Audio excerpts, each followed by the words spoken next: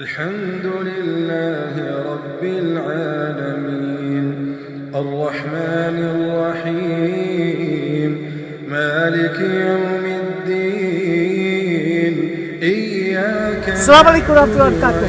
My name is Arif Farah. I'm the chairman of An-Nur International Foundation. This was founded by my father in 1999. The goal and objective of An-Nur International Foundation is to preserve and propagate the religion of Islam in the United States of America. So the first thing we did, we established the first masjid, Masjid An-Nur, in 1991 in Bridgeport, Connecticut. That's a very active masjid now, and that's going on, alhamdulillah, it's operating right now in Bridgeport under the name of Bridgeport Islamic Society. In 2003, we founded the second masjid, which is the blue building there, Masjid Isa bin Maryam. Okay, and we outgrew that masjid in 10 years, 1,000% growth. In 2013, we bought the second building, larger sandwich shop, for $300,000 to expand the two masjids. Our initial goal was to connect the two buildings together, but now, with the recent energy costs and the cost of construction, we are advised the best thing is to knock the two buildings down and then make a brand new masjid from scratch. And alhamdulillah, we're working with the architects, contractors to put up the new masjid, and you'll see the drawings on my pages here about what our next goals are with these two properties. We bought this masjid, Isa ibn Maryam, in 2003. We've been operating this masjid for 16 years now, since 2003.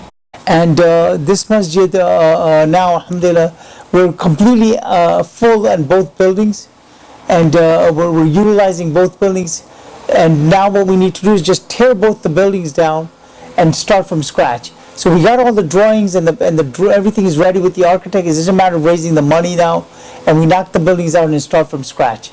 So our goal and objective now, the masjid is fully functioning. All 5 prayers are going on. The Jummah prayers are going on.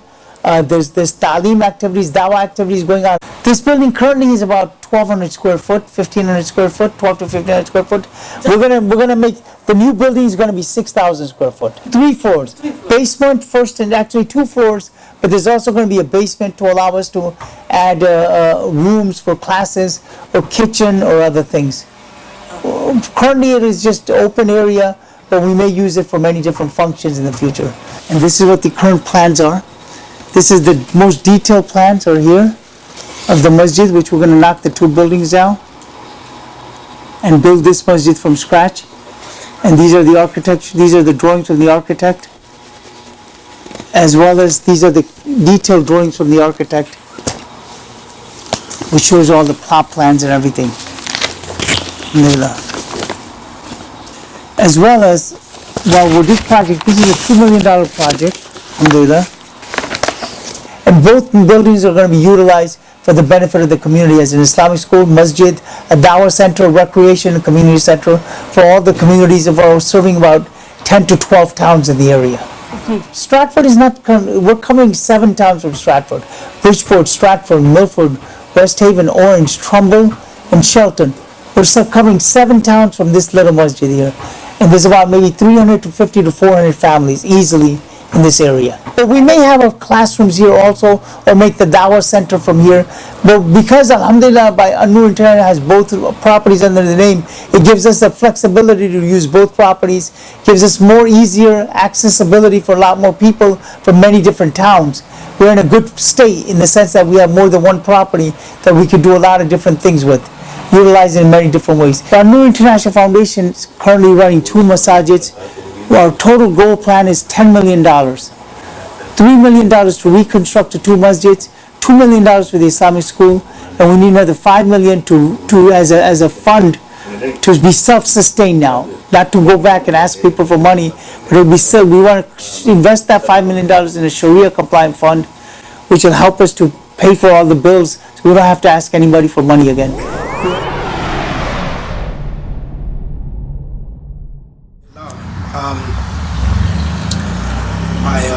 I spent some time in the Marine Corps, and I was honorably discharged, and I was in Iran at the time, and America was had hostages in Iran. And long story short,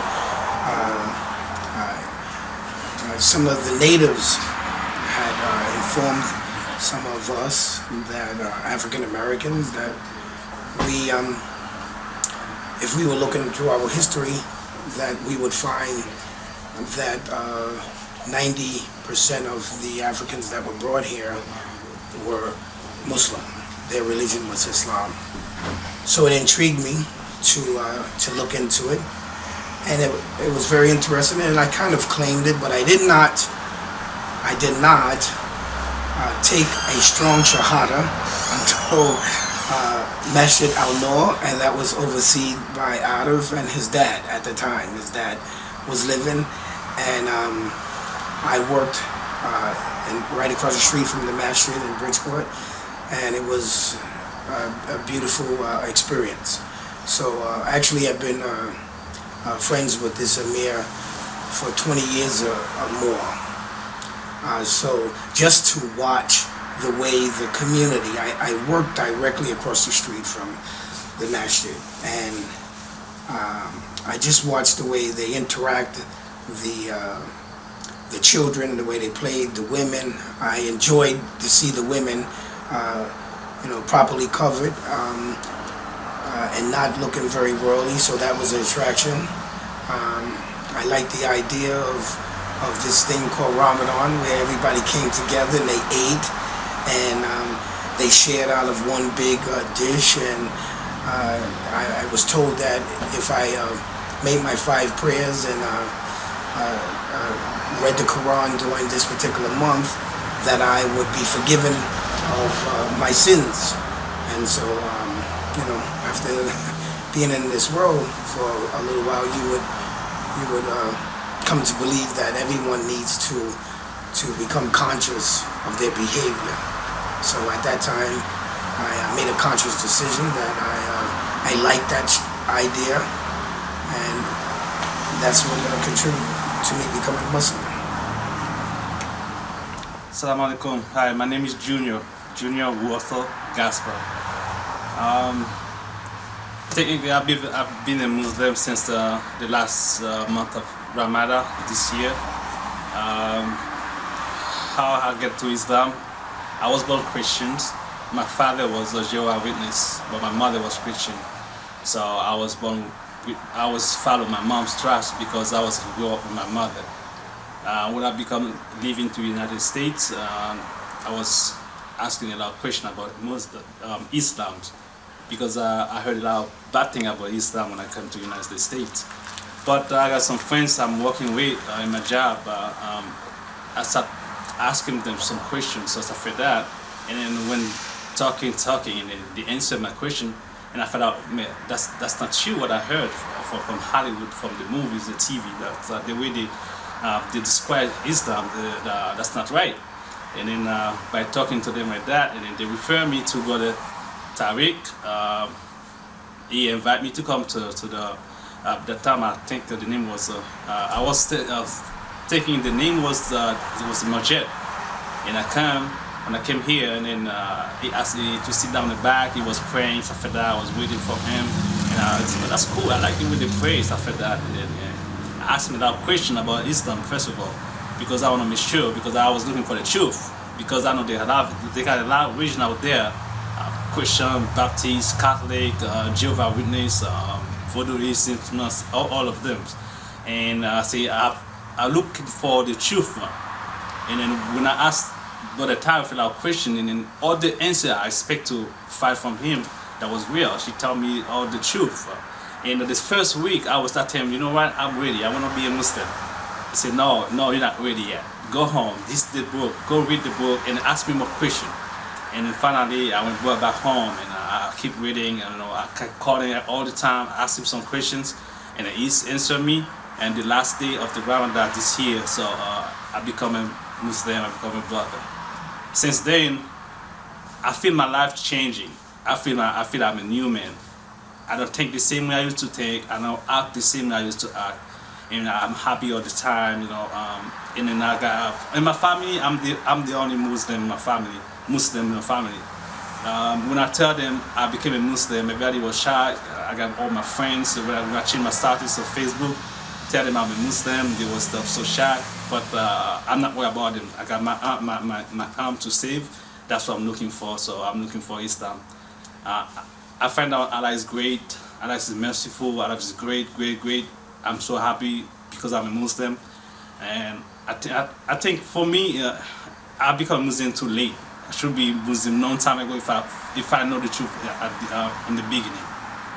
May Allah bless me. May Allah bless you all who's watching that video right now. I know my English not look so perfect, but inshallah, I hope you understand me. Assalamu alaikum. Bismillahirrahmanirrahim. Wassalatu wassalam ala Rasulullah sallallahu alayhi wa alihi wa barak wassalam. Assalamu alaikum wa rahmatullahi wa barakatuh. My name is Nicholas Lardis. I've been nicknamed Abdul Wudud, and I'm here today to talk to you about Masjid Isa bin Maryam in Stratford, Connecticut. Now, I remember I was actually in high school when this Stratford was built in my town of Stratford. It was about 4 blocks away from my house, and very shortly after it built, it became a staple of the community, a permanent fixture in the community. I remember some of the brothers, Sultan and Ismail, would go for a walk around the block every day after Dhuhr, and I remember my family used to pass by there on the way to church every day, and I used to wonder about these people praying in a different way than we prayed, and I would say, I wonder who they pray to. I wonder how they pray. It was all kind of a mystery to me at the time. So my family would go to their church, this St. Nicholas Russian Orthodox Church in Stratford, Connecticut, where my father is actually the priest. And so I was raised in the Orthodox Christian faith, and it didn't make sense to me from a very early age. The idea of original sin, the idea of Trinity, of God being 3 and 1, who are also individual and also 1 and 3, and a'udhu billah. So from a very early age I became discontent with the religion, and I started looking for truth. I was looking for a connection with the divine, looking for a connection with my Creator who put me on this planet. And so from a very early age I started studying other faiths, other systems. I read different works. I spoke to religious people from different backgrounds, and I read, the Tao Te Ching, Dharmapada, Hobbes, Locke, Kant, Nietzsche, Marcus Aurelius, and all these different philosophies. They all had different elements in them that were admirable in their own right, but they just weren't anything that you could invest your soul in. And so I remember I started looking for my Creator, and I never found Him, and I felt this emptiness, and I started getting this void inside of me. And I remember I used to stay up at night sometimes and just say, God, if you're out there, you show yourself to me so that I can worship you. And a few years later, I was at work one day, and I had an argument with one of my coworkers about Islam, actually. And I remember right after the argument, this really deep feeling came over me that I just had an argument with someone about a religion that I didn't know anything about. And the next day I was at a bookstore with some friends of mine, and there was a section of Qurans, and I bought the first copy of the Quran I saw, and I started reading it, and for the very first time I felt like my Creator was talking to me. I felt like I was reading the words of Allah, the words of God. And after I read Surah Al-Baqarah, that was it. I knew that I'd found the true faith, and I became Muslim very shortly after.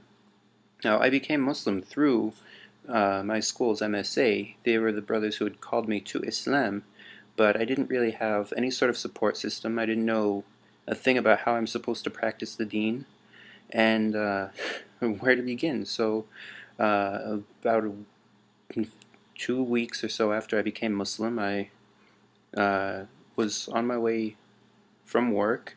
I worked about 2 blocks away from the masjid. I lived about 2-3 blocks away from the masjid, so it was right in between the two. So I was, leaving work. I knew I'm a Muslim. I should pray in the masjid. Here's a masjid.